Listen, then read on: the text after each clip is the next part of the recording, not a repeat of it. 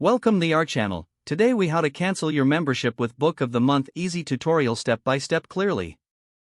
To cancel your membership with Book of the Month, start by visiting their official website. Log into your account using your registered email and password. Once logged in, navigate to your account settings.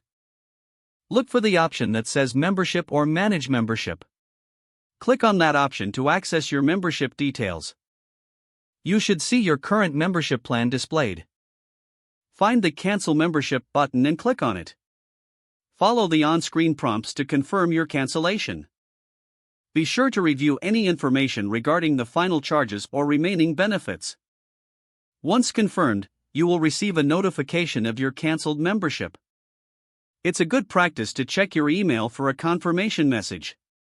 If you don't receive one, revisit your account settings to ensure cancellation. This process typically takes just a few minutes to complete. If you have any issues, consider reaching out to their customer support for assistance. That's it.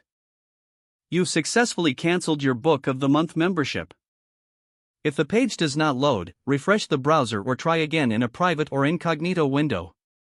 Make sure you are using the correct email address, then retype it carefully to avoid small typos. If your password is not accepted, use the reset option and create a new strong password you can remember. Check your spam folder for verification or security emails, then complete any requested confirmation steps. Enable two-factor authentication if available to improve account security and reduce unauthorized access risk. After signing in, review your profile details so your contact information and settings are accurate and current. If you see an error message, note it down and try again after restarting your device and internet connection.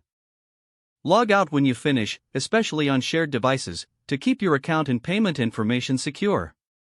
If the page does not load, refresh the browser or try again in a private or incognito window.